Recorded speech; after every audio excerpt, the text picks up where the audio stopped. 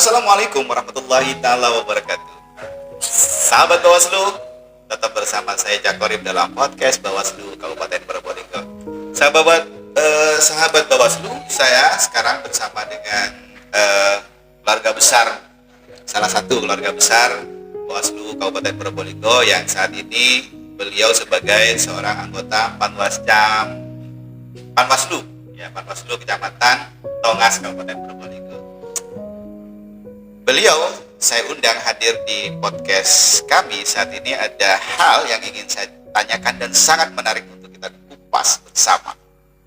Siapa beliau? Langsung ya kita tanya. Assalamualaikum Mas Haifur. Waalaikumsalam warahmatullahi wabarakatuh. Apa kabar hari ini? Siap. Baik. Sehat ya? Sehat. Biasa. Mas Haifur, saya tertarik dengan pengalaman Mas Haifur Ya. sebelum menjadi anggota Panwaslu Kecamatan Tongas. Ya. Namun sebelumnya Mas Haifur perkenalkan dulu kepada sahabat Bawaslu di podcast kita. Monggo silakan. Assalamualaikum warahmatullahi Mungkin agak wabarakatuh. maju karena Perkenalkan, kami atas nama Haifur, anggota Panwaslu Kecamatan Tongas, juga beranggotakan 3 orang di Kecamatan Tongas. Ketua Sahabat Muslih, untuk bagian pencegahan Mbak Soliha, saya bagian penanganan pelanggaran. Jadi konteksnya nanti bagian penanganan pelanggaran. Begitu Bapak Korib. Wah, siap. Luar biasa. Mas Haifur memegang divisi penanganan pelanggaran. Iya. Sudah siap kah? Siap. Oke.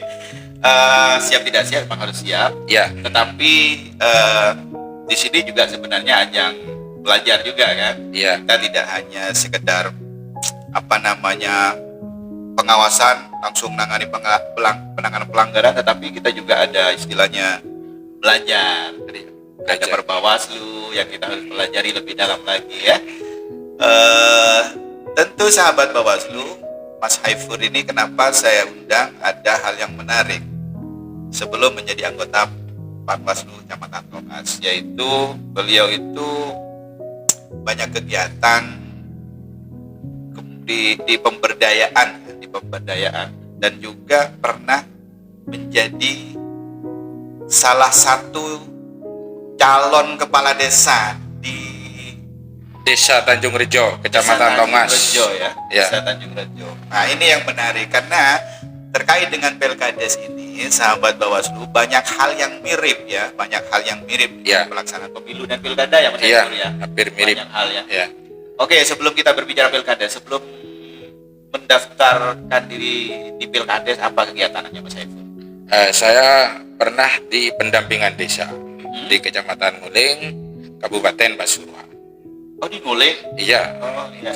karena penempatannya di situ.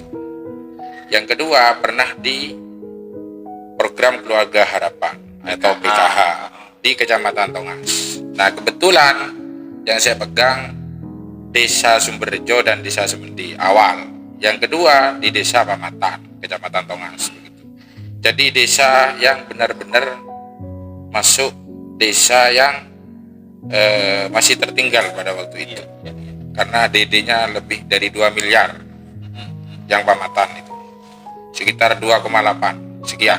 Itu PKH itu apa ininya? Giatnya atau apa yang dilakukan dengan program PKH? Jadi PKH itu program bantuan sosial yang meliputi ada 3 item. Pertama itu pendidikan, kedua itu kesehatan, yang ketiga itu kesejahteraan sosial. Ya. Nah, di masing-masing item itu ada rinciannya. Jadi kalau pendidikan itu SD sampai SMA. Itu dapat bantuan gitu ya? Iya. Oh, lalu didampingi oleh Mas Haifur? Iya. Oh, gitu ya.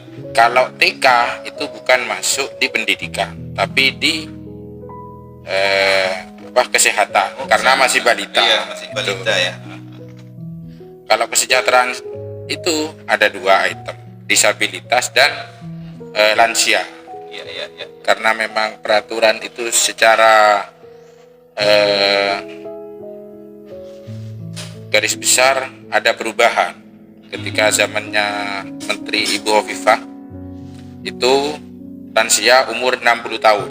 Oh gitu. Tuh, setelah berubah menteri berubah lagi ke 70 tahun. 70 awalnya 60 sudah masuk kategori lansia, setelah berubah menteri umur 70 ya masuk lansia ya.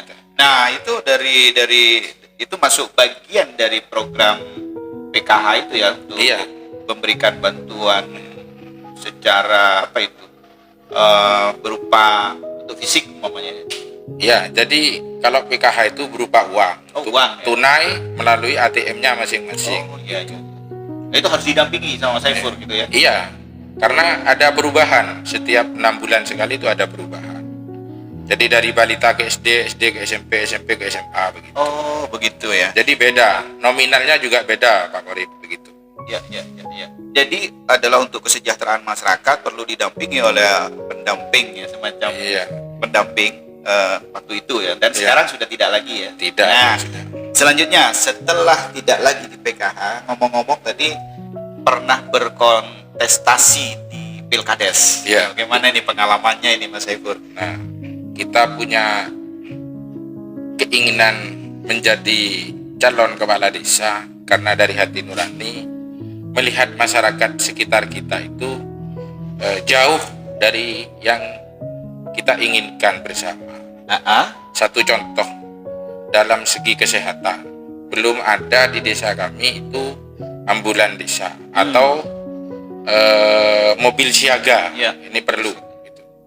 Salah satu program kami pada waktu itu. Yang kedua, pengentasan kemiskinan.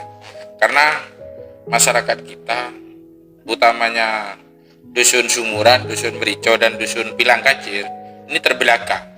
Dari segi infrastruktur pun sampai saat ini masih banyak yang tidak tersentuh. Masih jalan rusak, makadam, dan lain sebagainya. Itu keinginan kami. Ya, terus kemudian berangkat dari keinginan atau semacam apa ya, harapan yang ingin dicapai pada seandainya jadi. Ternyata tidak jadi. Ternyata tidak jadi. Tidak jadinya ini ada hubungannya kita sekarang apa? Saya sebagai Panwaslu. Iya. Kenapa saya berkeinginan dari Pilkades ke Panwaslu? Lah, kenapa sih kok langsung ke Panwaslu? Kenapa sih? Emangnya ada cerita-cerita apa di Pilkades itu pada saat Mas Saiful? Hal-hal yang apa ya? Mungkin mirip-mirip lah mungkin. Ya. Apa jadi itu? Satu contoh money politik yang sampai saat ini mengakar di masyarakat itu belum bisa dibendung. Ya. Panitia pun tidak bisa menghalangi hal itu atau memperingati, bahkan apa ya, memberikan sanksi dan lain sebagainya. Tidak bisa. Itu contohnya di Pilkades itu ya. Ini di Pilkades itu. Ya.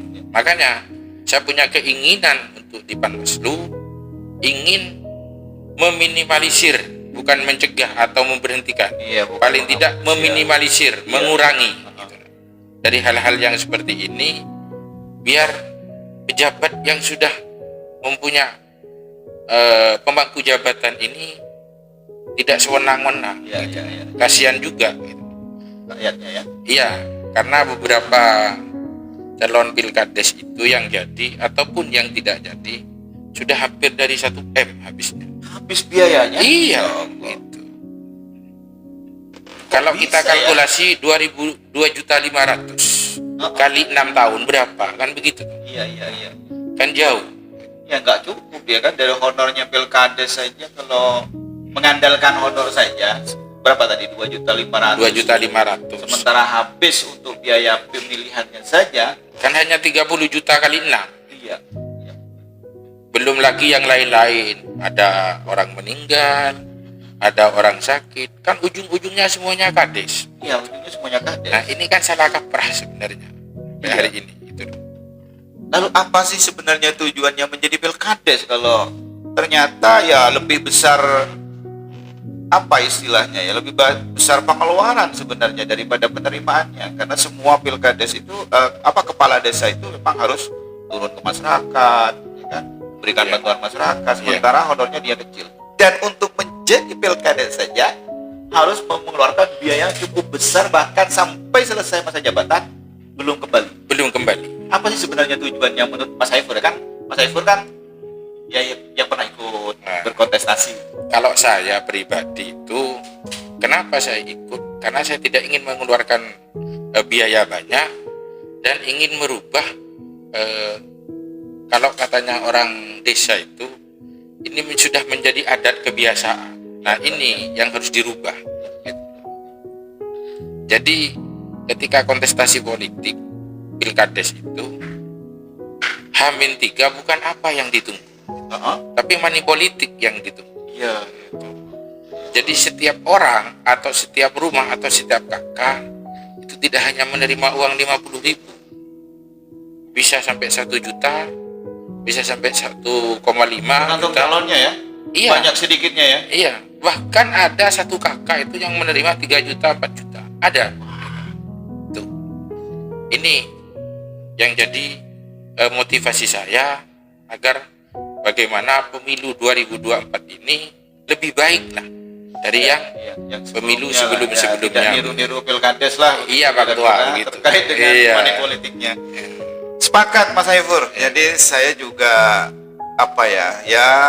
melihat itu di Pilkades, ya memang money politik dari sudut pandang yang berbeda. Kalau di Pilkades sulit ya, karena regulasinya juga tidak jelas melarang atau menyangsi yang melakukan itu.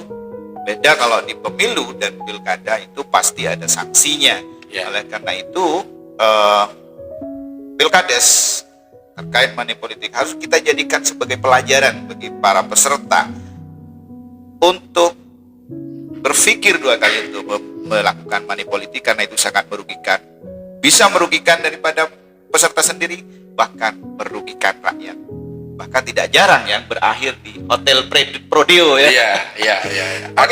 Oke, berbicara tentang sekarang sebagai Panwascam ini. Iya. Nah, tadi motivasinya itu tadi ya. Iya. Sekarang sudah masuk di lingkungan kita sebagai anggota keluarga besar Bawaslu Kabupaten Probolinggo, utamanya Panwaslu Kecamatan Tongas ini. Iya. Apa yang diinginkan ke depannya nih? Ya, menjaga integritas sebagai anggota Bawaslu Kabupaten Probolinggo.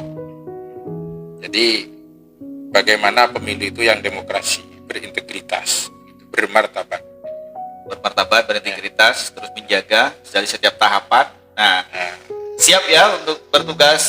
Bahkan ini sebentar lagi ada semacam pengawasan Verfak nih Mas. Iya.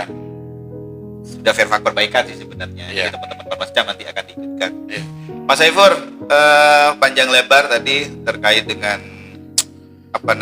pengalaman tadi, kemudian juga sebagai kepala desa, sebagai calon kepala desa, kemudian juga sekarang sebagai anggota Panwaslu Kecamatan Tongas. Kira-kira ketika kita simpulkan dari depan sampai ke belakang tadi, Mas Haifur, pengalaman atau hal apa yang ingin disampaikan kepada sahabat Bawaslu sebagai bentuk motivasi untuk kita bersama? Motivasi kami setelah melihat beberapa pengalaman, ayo tetap semangat, jangan putus asa, toh walaupun dimanapun kita harus tetap menjaga integritas kita, meminimalisir hal-hal yang terjadi yang merugikan masyarakat banyak. Karena kalau bukan kita, siapa lagi sebagai rakyat Indonesia ini? Begitu Pak. Ya, kalau bukan kita, siapa lagi masyarakat Indonesia yang menjaga integritas? Minimal kita menjaga diri kita sendiri agar tetap jujur dan sewajarnya, terutama bagi anggota Panwascam ya. Dan juga kami keluarga besar Bawaslu Kabupaten Probolinggo, termasuk Panwascam se-Kabupaten Probolinggo, mencoba untuk menegakkan integritas, bersama-sama mengawasi sehingga demokrasi ini bisa tegak dan menghasilkan pemimpin dan wakil rakyat yang berintegritas. Tentunya juga amanah ya Mas. Ya, siap. Baik, sahabat Bawaslu, itu perbincangan saya dengan Mas Haifur, anggota Panwaslu Kecamatan Tongas Kabupaten Probolinggo. Jadi saya Cak Korib, Bawaslu Kabupaten Probolinggo. Wallahul muwaffiq ila aqwamit thoriq. Wassalamualaikum warahmatullahi wabarakatuh.